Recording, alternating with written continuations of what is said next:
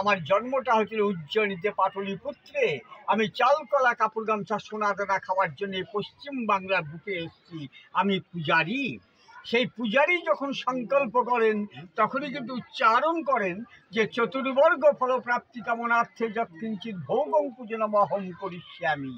অর্থাৎ চারখানা হাতে চারখানা বর্গ ফল দান করছেন। ধর্ম অর্থ কাম মোক্ষ।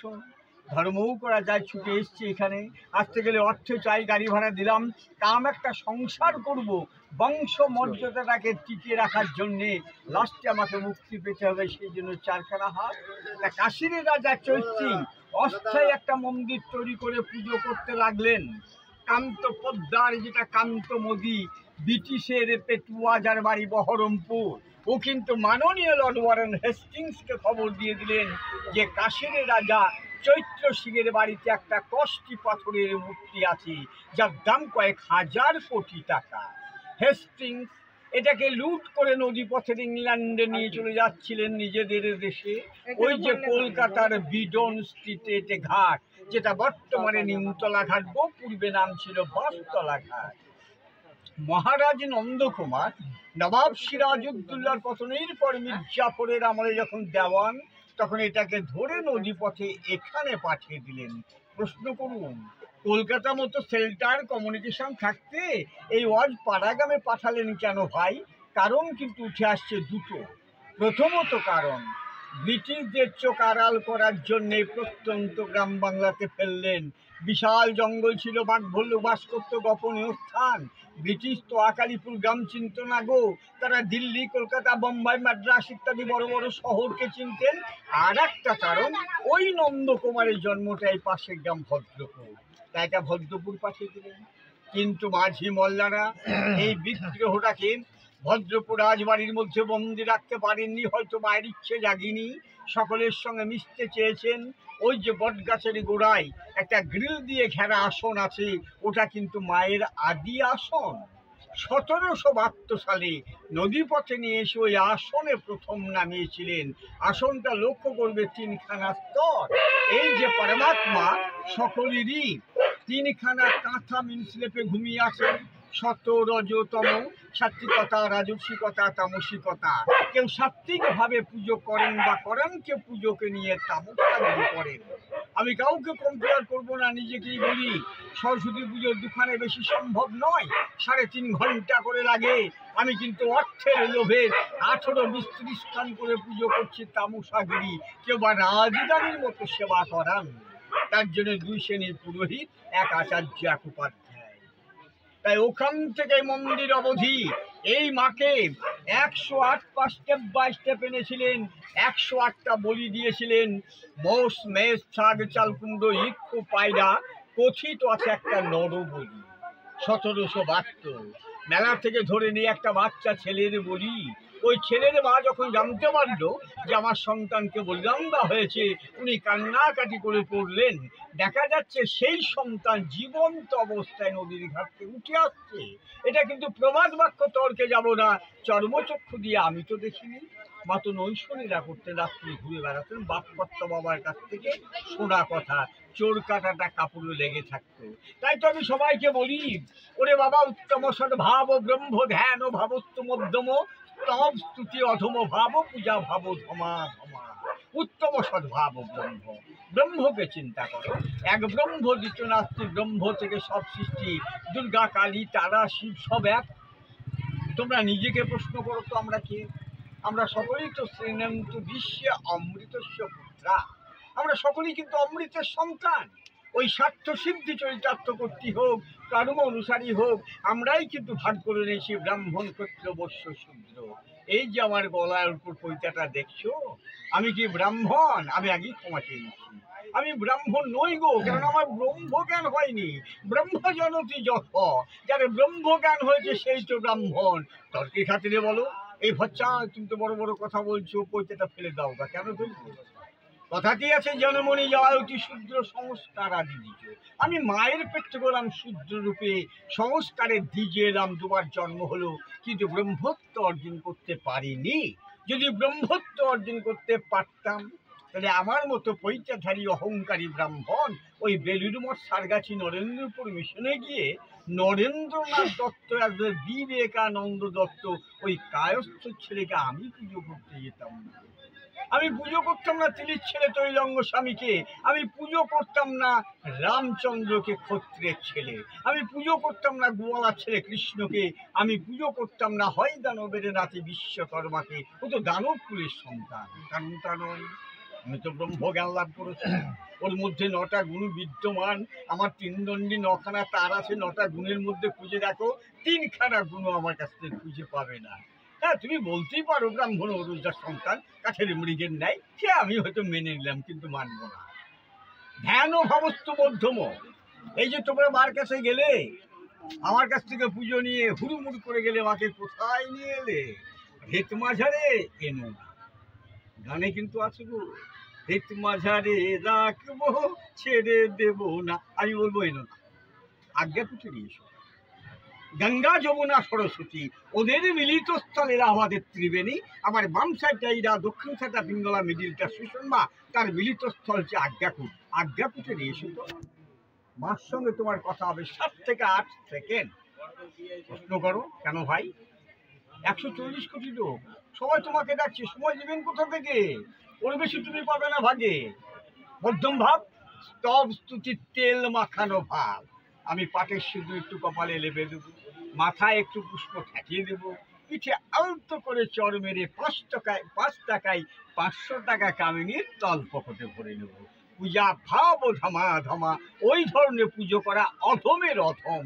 কারণ মার দিকে আমার মনটা পড়ে থাকে না, ওই চাল কাপড় সোনা দানার দিকেই আমার মনটা পড়ে থাকে।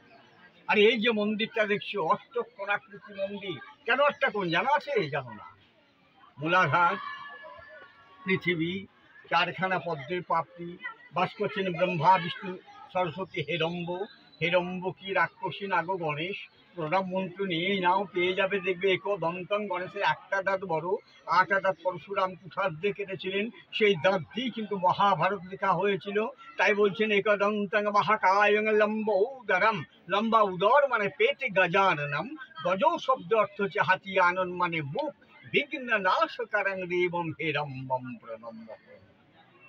হেরম্ব হচ্ছে গণেশ, স্বাধিষ্ঠান জলাধার, যেখানে বাস করছেন স্বয়ংভূলিঙ্গম। মণিপুর, 8খানা পদ্মের পাপড়ি আছে, সে অষ্টদল পদ্মের উপরে মা যোগাসনে বসে আছেন। এটা এক রাত্রিতে ইনকমপ্লিট অবস্থায় মহারাজ নন্দকুমারের ছেলে গুরুদাস রায় 1772 সালে প্রতিষ্ঠা করেছিলেন। যে নন্দকুমারকে 1775 খ্রিস্টাব্দের 5ই আগস্ট কলকাতার হেস্টিংসে ভগৎ সিং এর আগে প্রথম ফাঁসি, তখন কলকাতা এতটুকু, সুতানাটি, গোবিন্দপুর আর কলকাতা 3টে গ্রাম, মাত্র 10,000 লোক। কলকাতার অধিকাংশ অধিবাসী। ওই অন্যায়ভাবে ফাঁসি দেওয়ার জন্যে ব্রিটিশ সরকারকে ধিক্কার দিয়েছিলেন। অনেকে আবার গঙ্গা জলে স্নান করে বাড়ি ছেড়ে পালিয়ে গেছেন। প্রমাণ, উত্তর পাড়ার সেনবাড়িটা আজও কিন্তু সিল করা আছে, ব্রহ্ম হত্যা হয়েছিল বলে। এবার দেখো বাবা, কালী। কালীটা কি? আরে কালী তো এমন কিছু নয় রে ভাই, কাউকে কলম করে এসছেন যিনি, তিনি কালী। কালকের তো মহাকাল, মহাকালকে তো শিব। তাহলে শিবের একটা বিশেষ পাওয়ার বা শক্তি আদা রয়েছে। আমরা একবার জানি কালী বিভিন্ন রকমের হয়, সবই তো সাধকান হিতার্থায় ব্রহ্মের উপকল্পনা। সাধকদের হিত বা মঙ্গলার্থে ব্রহ্মের যে কোনো একটা রূপ। যেমন মহাকাল, সেই মহাকালের উপর মায়ের যখন দক্ষিণ মিন্সে ডান পাটা থাকে, তোমরা সবাই কিন্তু দেখো দক্ষিণা কালী কারালাবদ ন্যাঙ্ঘো র্যাঙ্গমুক্তকে এই চতুর পূজা। তার কারণে হাত দেখেছো, ব্যাখ্যা তো আগে দিয়েছি।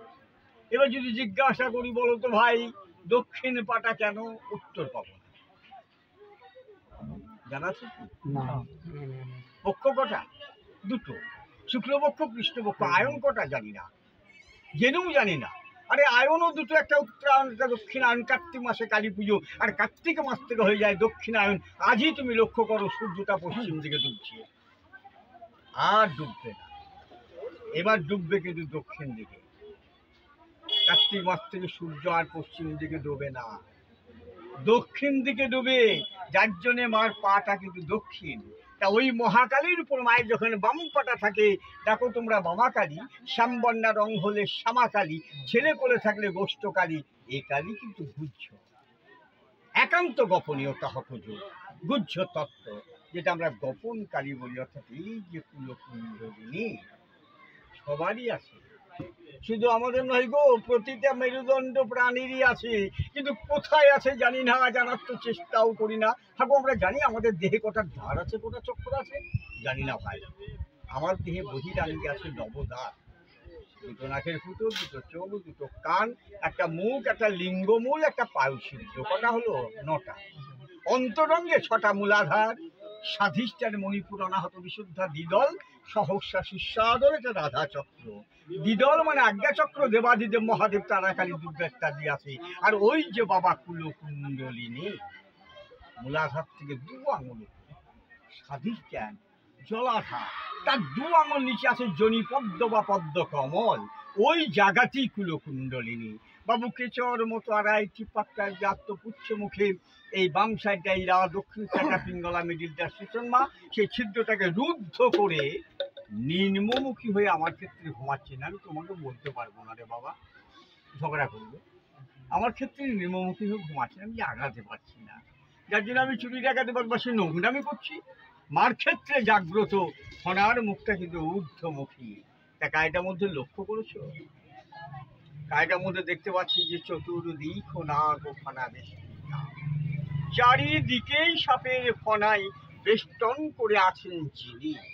মাথাটায় লক্ষ্য করেছো কিনা আমি জানি না, মাথায় গিয়ে দেখো সহস্র ফানা সঙ্গে মানান্তাং শির পরি, শিরের উপরেই আছে 1000 সাপের ফনার মুকুট বা চূড়া। কেন হলো যাচ্ছি পরে, আদারওয়াইজ কাম দুটো লক্ষ্য করো, দেখো দুটো বাচ্চা ছেলের দুল, মা প্রসবিনী সন্তান বৎসলা, সেটা কিন্তু প্রমাণ করাচ্ছেন ওই কাম দিয়ে সন্তান প্রসব করে। কান দিয়ে ছেলে হয়? কর্ণের তো জন্ম হয়েছিল কুন্তির কান দিয়ে, কানে। মধুকৈটবে জন্ম হয়েছিল বিষ্ণুর কর্ণের ময়লা দিয়ে, জাহ্নবীর উরুবা জাং দিয়ে, গণেশের দুর্গার দেহের ময়লা দিয়ে, কুশের কুশগাছ দিয়ে, ব্রহ্মার বিষ্ণুর নাভিকুণ্ড দিয়ে, অন্ধাসুরের জন্ম হয়েছিল শিব আর দুর্গার ঘাম দিয়ে, জলন্ধরে জন্ম হয়েছিল শিবের ক্রোধ থেকে, আর নন্দীভিঙ্গি জন্ম শিবের জটা। কিভাবে হলো রে ভাই? ওটা যদি হয়ে থাকে কাম দিয়ে সন্তান হওয়াটা বাস্তব। আমরা আর কি দেখবো? না গো যজ্ঞ পবিতাঙ্গে, না গো সজ্জা নিশে ঋষি, সজ্জা বিছানা বা গদি কাঠ, সাপের উপবিদ পইতে, সেটাও কিন্তু সাপেরই পইতে, অনন্ত নাগ এবং তাক্ষাত রাজ সাপেদের যে রাজা, 8 নাগের মধ্যে 2খানা নাগ মায়ের বলয়, একাউন্টটা বিদ মণ্ডমালা, বনমালা মহোদরী, অর্থাৎ বনের যে কোনো মালা কিন্তু মায়ের খুব প্রিয়। তাই মূলাধার থেকে সৃষ্টি হয়েছে 3.5 লক্ষ শিরা, 72,000 উপশিরা, সবই সর্পিলাকার, সব আস্তে আস্তে গিয়ে মাথায় গিয়ে মিলিয়ে গেছেন বলেই কিন্তু 1000 সাপের ফনা ধরেছেন গো, ধরেই কিন্তু বলছেন সোহম, যেটা জন্মের পর থেকে আমরা সকলেই ঈশ্বর সাধনা করে আসছি। সোহং হাং সাপ লাপ টাপ লাপ টাপ, এটা এক রাত্রিতে ইনকমপ্লিট অবস্থায় মহারাজ নন্দকুমারের ছেলে গুরুদাস রয় 1772 সালে প্রতিষ্ঠা করেছিলেন। এক্স মৎস্যমন্ত্রী কিরণময় নন্দ, আমাদের গ্রামের ভাইজি মধুমিতা মুখার্জি 2004 এই চূড়াটা করে দিয়ে গেলেন। এই হচ্ছে মায়ের সংক্ষিপ্ত ইতিহাস। যদি আপনারা কেউ প্রসাদ পেতে চান এই নাম্বারে যোগাযোগ করতে পারেন। নাম্বারটা নিয়ে রাখুন 9732699132। সাপের উপর গায়ে থাকা কালী, এখানে দেখতে পাচ্ছি যে সাপের উপর যোগাসনে বসে থাকা কালী। আমরা তো দেখেছি 4খানা হাত বিশিষ্ট কালী, এখানে গিয়ে দেখে এলাম 2খানা হাত বিশিষ্ট কালী। আমি যদি জিজ্ঞাসা করি বলো তো বাবা 4খানা হাতের মানে কি, হয়তো সদুত্তর পাবো কিনা জানি না। ওই যে পূজারি, আমি কাউকে পুরোহিত আখ্যা দেই না, কেননা পরের হিতে বললাম আমার তো মাথায় না। নন্দকুমার, আচ্ছা আচ্ছা, কোন নন্দকুমার? যার ফাঁসি সেই নন্দকুমার, যে নন্দকুমারকে 1775 খ্রিস্টাব্দে 5ই আগস্ট কলকাতার হেস্টিংসে অপর সিংয়ের আগে প্রথম ফাঁসি ভারতবর্ষে, তারই ছেলে গুরুদাস রয় 1772 বাংলা 1178 মার্চ, আজ থেকে 252 বছর আগে এই মায়ের প্রতিষ্ঠা করেন। আর এই যে কালীটা আমরা দেখতে এসছি, এই কালীটা তো ভুইপুরে আপনার কি এখানে গজিয়ে উঠিনি। এই কালীটাকে নিয়ে আসা হয়েছিল প্রসঙ্গে বা মতানৈক্য আছে। এক পক্ষের মতে বলে এই কালীটা ছিল মগধরাজ জরাসন্ধের কালী, যেটা অশোক বা বিম্বিসারের আমলের কালী বিহারের। বিহার তো পুরনো স্টেট। তুমি নালন্দা বিশ্ববিদ্যালয় অঙ্গিপুরু সকল কি পাচ্ছ, সর্বোপরি অতীতে আমাদের ভারতবর্ষ ছিল অঙ্গ বঙ্গ কলিঙ্গ, অর্থাৎ বাংলা বিহার উড়িষ্যা। আবার কেউ কেউ বলেন যে কাশীর রাজা চৈত সিং, যেটা বেনারস, ওই নিজের বাড়িতে গ্রাম স্কুপ মাটি খননের সময় এই বিশ্বের অদ্বিত কালীটা পান।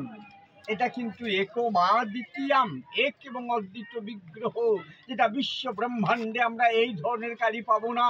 এই ধরনের কেন গো? আরে